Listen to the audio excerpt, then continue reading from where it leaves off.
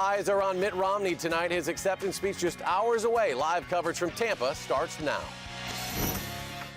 Good evening, everyone. I'm Jennifer Hoffman for Sarah Carlson. Thanks for joining us. The Republican National Convention wraps up tonight with the speech Mitt Romney's supporters and opponents have been waiting for. Our live team coverage continues in Tampa with News 3's Eric Franke. Eric? Jennifer, good evening, and hello everyone from Tampa on this final night of the Republican National Convention, where there is really one final big piece of business to get to, and that is the acceptance speech of the GOP's presidential nominee, Mitt Romney. He did his mic check today, and we have learned his speech will talk about, of course, his business career. And he also says he actually wanted President Obama to succeed, but Romney says it simply hasn't happened. He'll point to women as well, leaders, female leaders who spoke this week to help his poll numbers with women. Those just a few of the many bullet points in Romney's speech tonight. Now, one of the truly eye-opening experiences here at the Republican National Convention that you really can't grasp unless you're actually here is the police presence. Many observers here have likened it to a war zone. They're everywhere you look. Tampa Police, the National Guard, Sheriff's Departments, the State Patrol, a mind-numbing $50 million paid for by a federal grant, most of it spent on security.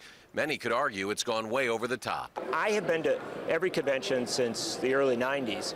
I've never seen anything like this. Even in 2004 in New York, in the aftermath of the 2001 9/11 attacks, I've never seen anything at the level that we see here.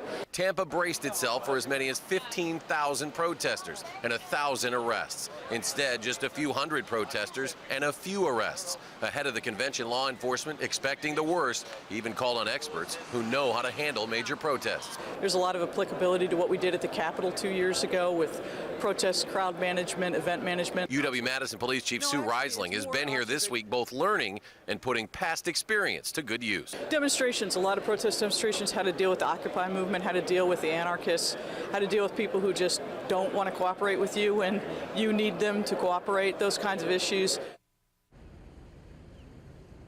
And we have some patrol boats coming up the river behind us just as we speak. The protests ended up being small potatoes compared to what Chief Reisling saw in Madison last year. Now, protest organizers say weather played a role as many of the buses that were coming down here for the RNC canceled due to Tropical Storm Isaac, which passed on Monday here. Well, today is reaction day to Paul Ryan's speech last night before the convention hall. And of course, Republicans loved it, but now it's time to put some of the information in that speech under the microscope. And for that, we turn to News 3 political reporter Jessica Arp. Well, Eric, in a speech designed to introduce himself to the American people, Congressman Paul Ryan uses a selective version of history to attack President Obama. In tonight's reality check, we start his discussion of GM in Janesville.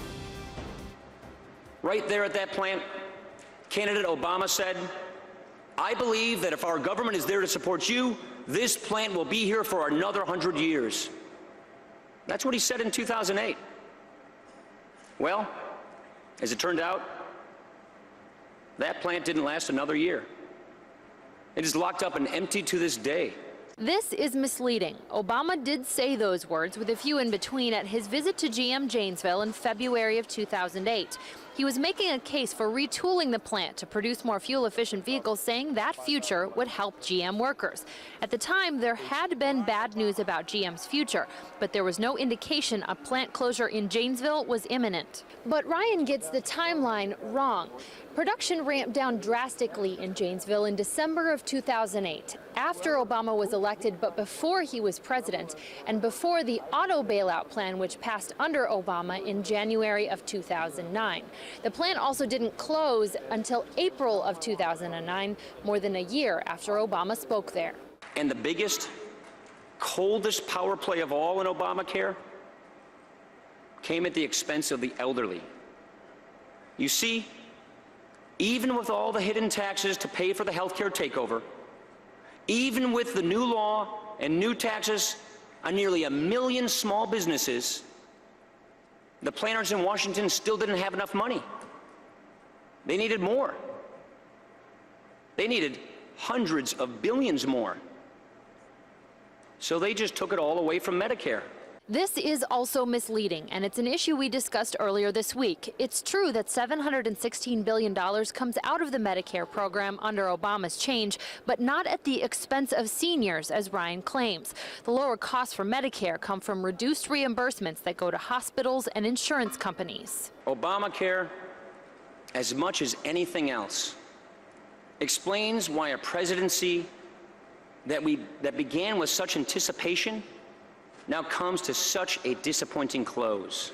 It began with a perfect AAA credit rating for the United States.